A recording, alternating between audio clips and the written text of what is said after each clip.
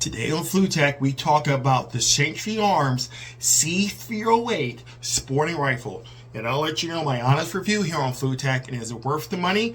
Or should you just wait and try to get yourself a PTR 91 or something a little better quality? Stick around because another flying exciting episode of FluTac Arm System Firearm Training Solutions starts right now. Fake HK slap.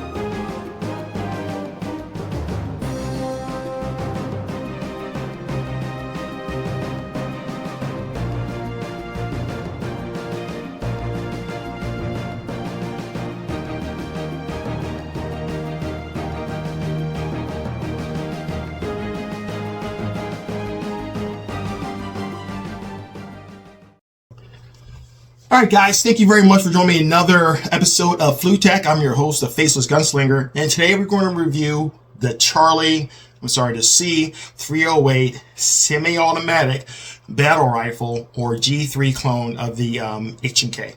So before we begin, we're going to of course make sure we have a nice and clear weapon. I'm going to remove the magazine from the magazine well. No loaded rounds. Bolts already locked to the rear. And I'm going to show you guys there in YouTube land. I hope you guys can see it. There is no live rounds inside the breech or chamber of this battle rifle. So let's talk a little bit about what I know about the system itself. So the C308 Sporter, it is a semi-automatic, semi-automatic, not gas operated, I'm sorry, going back to my Era 15 days, roller delay blowback operating system that's usually fed from a 20 round box type magazine. This particular model I think has roughly a 19 to 20 inch barrel, and this was really designed back off of the SETME. I think that was designed by some designers that fled from Nazi Germany. I think they started working in Spain, and they came together to this rifle. And this really became the Cold War rifle for many countries around the world, particularly in Europe at the time. And you can still see them today in other places, like in probably Africa, in different countries of Africa and things like that. And there's a good reason why, because simply put, it's generally speaking, these are a very reliable system. Now, the real G3, of course, is a automatic rifle that has a selector lever. This one, like most weapons, is not an automatic rifle. It's not an assault rifle, but a battle rifle configuration that only fires both safe and semi-automatic. Even though for this one, it's kind of funky the way they have the designs here. And with that being said, it really is a very great thing to have in my collection. But when it comes down to it, the G3 or the HK91, which will cost you probably upwards of, I would say probably realistically $3,000-$4,000, if not more, if you can find one on Gunbroker or somewhere else, you're really going to have a hard time getting that. And for most people and most honest gunslingers like yourself and myself, that's really outside the bank. The next one up from that is probably going to be a PTR 91, which is made by a different company. And those will still probably run you anywhere from maybe the $1,500 to $2,000 range, and probably could find a little cheaper, depending what season is here in this great country. But then, you know, the C308. Now, I used to have one of these before, years ago while I was in active duty back in 2009. And unfortunately, I sold it. And I have a couple of problems with this one. And unfortunately, my memory doesn't serve me well because it's been so long. But I thought that one was a lot better rifle. But Century, I've owned a couple Century products, and this is kind of my spec for Century when it comes down to it. Century has released this. I think it's been around for obviously decades. And there's a couple things about it that I definitely think is pretty cool. But there's a couple things that I actually don't like, at least my experience here. So let's go ahead and talk about it a little bit. So like I already said, this is a semi-automatic rifle, not gas operated. A lot of people think this portion up here is actually some type of piston driven system, and that's not accurate at all. This is actually nothing more than the than a tube, or the cocking tube for the cocking handle, which is located right here to charge the weapon system, and of course to pull it around inside the chamber from here. It uses a roller delay system, and pretty much in layman's terms, it has a locking block or locking piece inside of it that locks up inside of the breech there, or the trunnion, and it closes off so the projectile can, or for it to have a good sealing and seating, and then fires the projectile once you strike the hammer. So what's going to be some of the difference between this? I've never had an HK91, so I can't really tell you, but I will say that for me, the quality of this, unfortunately, is definitely lacking to a degree. You expect that for a much more budget rifle, but this particular rifle, I did purchase it used, so I'm not its original owner, but one thing you'll see right here is, it's kind of maybe hard to see here on the screen, but you know, the cocking tube itself is really welded out and kind of bored out. Which may actually be causing some of the issues I'm having when it comes to cycling issues. So that's one of the biggest things there, right there for me as well. Another thing that for me, at least purchasing it too as well, is that I had some issues where this thing was firing by itself, which is never a good thing. But there's been issues with this weapon system firing by itself, and also sometimes automatically cycling or making it fire a 2-round burst accidentally from it. So there may be something trigger mechanism. I was thinking about replacing it until I decided to just go with a different, because this was my DMR. So I'll talk about the good. Some things I really like about the rifle is really just the look and also the price point if you actually come and get it. The best thing I can say about this weapon is that it uses really, really cheap magazines. Back in the day when I had my old one, you could get these 20-round magazines, which are G3 magazines, made out of aluminum steel. You could get so many different one of these. But back in the day, in the late 2000s, I was able to get these for roughly about, I don't know, $1 each. So they were really, really cool. They've got more expensive, roughly around $7, $8. You can find them online, but still, for a 20-round magazine for 308, I mean, I will argue that they're probably the most cheapest on the market for any type of rifle system out there. So that's one of the good things about it. Another thing that's really, really cool about it, I do like that you can incorporate some of the actual H&K G3 and HK91 parts.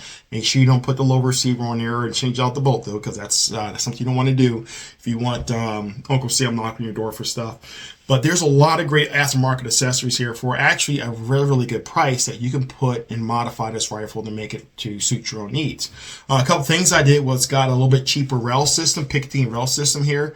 It may not be the best aluminum, but it's really solid and tight. I forgot who manufactured this one, but I think I got roughly about $70, $80, and it's pretty good. It's tight. There is some cracking up here. I don't know if you guys can see. Sorry to pointing at you, but do you see some warping if I over tighten the bolts? And that's a me issue, not a rifle issue. But this is really, really solid. You can put bipods, optics, or whatever you need on there to suit your fancy. Another thing that's cool, most of these do come with a pretty solid type of scope mount that just claws onto the upper receiver of the tube. And another thing great about that is just it gives you the option to really bring really a 70, 60-year-old design to a 21st century with either adding your favorite EOTech, your favorite Aimpoint, Trijicon optic on there, and really can give you opportunity to add the DML roll and so many different things too as well. So that's one of the cool things that these, generally speaking, these I've noticed they all usually come with, and it's pretty solid too as one. This particular one is yeah, it actually says set me on here too, which is pretty cool for you guys. I don't know if you can see that really well, but you can see that, and it just comes on there too as well. Another great thing, like I said, is you can modify a lot of things and cross things out.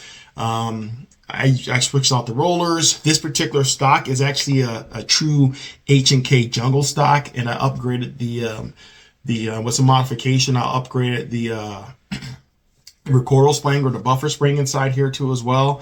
This is the aftermarket butt pad, which really helps with the shouldering of the rifle and also keeping it in place in recoil too. Really, really good quality too as well. So once again, I think the biggest attributes about particularly this semi rifle is just it really gives you opportunity to have a really cool looking battle rifle that has a lot of modifications for a really good price that you can reach out and compete. The downside. So I've owned numerous Century weapons to include a PLS 54C, to include a Wasser 2, which is a 5.4 by 39 millimeter AK variant. And I have to say, at least for now, I'm kind of done with Century, because I wanted this to be my primary DMR, so I expect reliability. And I have worked with, like I said, changing out the buffer spring. I have worked with changing out the locking pieces inside this rifle, and all of that. And the biggest thing that I can say is I'm still having cycling issues. I have shot tens of thousands of rounds in my professional career, and worked for the government in some form or fashion, both out of rifles and also out of pistols. And that includes 10,000 rounds I've shot over my personal life, just my off-duty time. And this was the first rifle ever where I actually had a casing actually break inside the breech. And this didn't happen more. This didn't just happen one time. This happened numerous times, to the point where I felt that was really unsafe. Now, I did do some research, and I was kind of told that, or what I've read is that maybe these like particularly, I think, steel casings, which I haven't tried. And that could be, it's just internet, so who knows if that's real. But I'm a brass case type of dude. It's just something I really like. And unfortunately, and plus, if I'm using it as a survival rifle or prepper rifle, more than likely you're come across brass casing versus a steel casing. So, when I had a couple of breakages inside the breech and casings rupturing in half, I was definitely concerned, because you don't want to have what I'll call a KB or kaboom, where your receiver blows up in your face, which is just bad juju for everybody around you. And, I like to be able to leave the range with as many holes in my vision and senses as I did when I came in there. So that was really important for me when I started to question, do I want to keep this weapon? And that's why I moved over to finding another bolt, going back to a bolt gun, which has been great with the Remington 700. But I just had a lot of problems with that. I hit it earlier too. I couldn't figure out, and this is another thing too, this particular model, they may have changed it, but there's nothing wrong with this, but for me, this is, I don't want to sound like a punk, but this is just really annoying. For a person who's used AR-15s, if you're an AR-15 guy, usually the safe is on top and your fire is bottom, but for some reason with this particular rifle, the safety is on the bottom and the fire is going to be on the top, and it's just really hard to mentally get that change, and just manipulating it is just a little bit more awkward. Once again, if you're in a firefight, that could possibly make a difference in just your acquisition and changing it, but just really kind of funky. I don't know exactly why it was designed that way, but I've seen a couple of these online that have that kind of function. So the good news is, though, I think you can charge out the trigger group. I was planning to possibly do that, but for me, I decided, especially with the cases rupturing, having some severe feeding issues consistently, even with trying different ammunition and things like that, I just decided to try to abandon this project and just really keep it here. Maybe in the future I'll try to work with this some more, but with that being said, didn't have the best luck with it. So I'll give you my final thoughts here in a second, but right now, guys, it's time to grab your eyes. It's time to grab your ears because it's time to go live.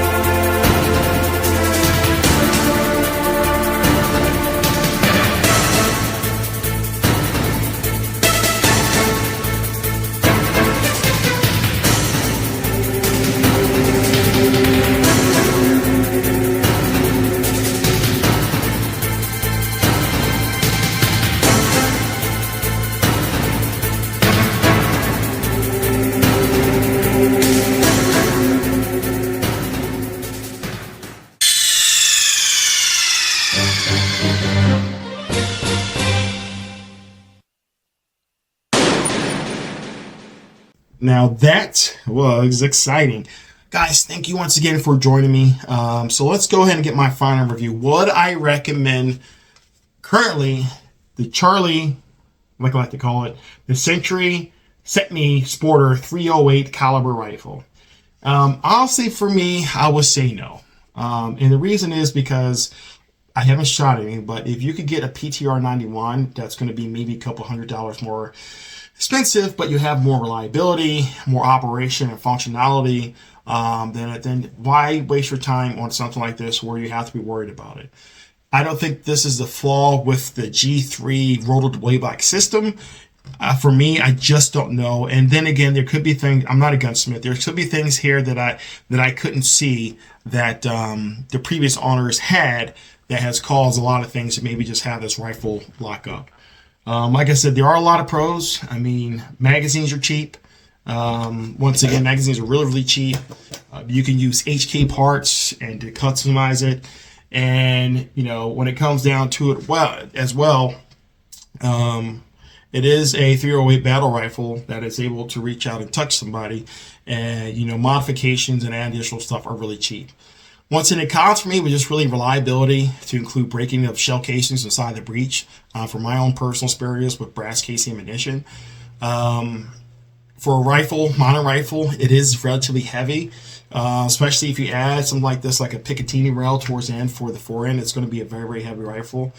And also with that being said too, as well, it's just, it is just, there's better options out there that, you know, particularly the PTR 91, that you can get for a couple more $100 that can be a lot more, I believe, a lot more reliable rifle inside your arsenal. But so for me, as a gunslinger, to you gunslingers, I don't think I could recommend the Charlie 91, or sorry, the Charlie 308 Sporter sent me by Century. Anyway, thank you guys very much. I know I like to rabble, but I love my weapons. You know, I love talking about them. And it is always a good time to spend some time with you. I hope it just gives you some food to think about, because if you're like me, every penny counts. So you want to make sure that you go out there and your hard-earned money is going to a good weapon system that can give you hopefully years of enjoyment, that is also very importantly safe, and also that can just make your cool Call of Duty collection come to life. So with that, got some more exciting content coming for you. Thank you guys for who's been here for supporting. We just hit recently 1,700 subscribers, and I want to thank each and every one of you for making this channel successful. It's been a great journey, and I'm continuing to learn every single day and every single video. So thank you for being patient with me as I try to give you the best content out there as a gun tuber. Well, with that being said, as you already know, make sure you shoot straight, make sure you shoot safe, and do not be a victim.